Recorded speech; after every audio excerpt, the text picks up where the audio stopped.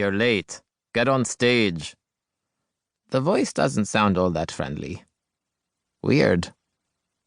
My bandmates stalk behind the curtain, leaving me there in the deserted hallway for just a second.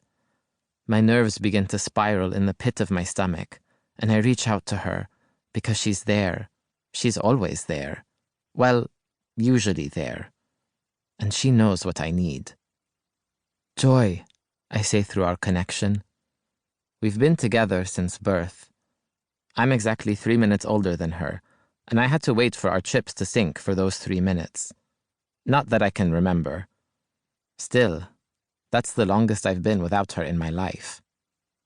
The Kindred program was created decades ago, after the Second Chaos, aka the Revolution. Apparently, the poor rose up, feeling like their voices weren't heard by the rich, powerful rulers, and so the lower classes threatened a reckoning. Maru's top scientists offered a solution. The citizens of the Manchuri system could be paired, one from the upper class, one from the lower. Establishing this would allow everyone to have a voice that could be heard, blah, blah, blah, and no more revolution. How could anyone ignore a mind pairing? Given that I'm a duke, and cousin to the Cawdon royals, I was supposed to be paired with someone a little closer in economic class. Because not just anyone should have a voice with the royals. Yet, I got paired with Joy. Joy, who is dreadfully poor, living on the most impoverished planet in our system. Joy, who is my best friend, my moral compass, my judge, jury, and sometimes executioner. She's not always my biggest fan, but she supports me in whatever I choose to do. Which isn't much. I like traveling, adventuring to new worlds, as long as my amenities are acceptable, and playing in a band. We both love music. She loves listening in as I practice, hearing new melodies outside of her Holland hymns. She thinks music has the power to transform you and make you feel anything and everything. She believes in it, just like she believes in me. Which is why I need her right now. Because as much as I love music, and I do, with all of my small black heart, my stage fright keeps me from making it. Already the nausea creeps up my throat, and my breaths come too fast to let oxygen into my lungs. Joy, I say again with some urgency. Yes, Felix? Her question whispers through our connection.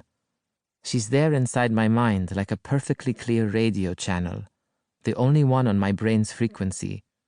She can read my thoughts, converse with me, feel my emotions. She can see what I see. She's the one consistency in my world, and I can't live without her, even if our worlds seem hell-bent on keeping us apart. Nah, I don't need to be thinking about that now. Tell me I can do it. I run a hand through my hair and blow air out between my teeth. My feet bounce on the dirty tiles. Tell me it's not a big deal.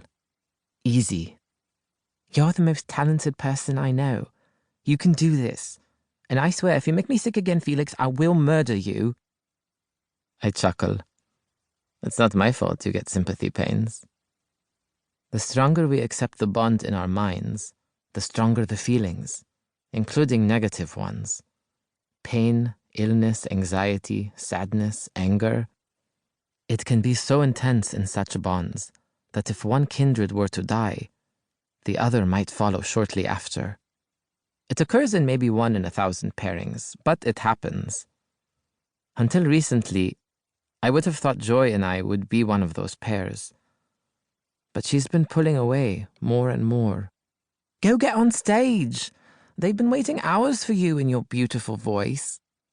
She laughs, shifting her body on the couch in her apartment, nearly toppling her sketchpad off her lap. Get up there, she commands again. And then she's gone. She's turned the volume down to a whisper and tuned me out. I hate when she does that. I also don't know how she does that. Why can't we just always stay connected? Who needs space? Not me. With that thought, I take another deep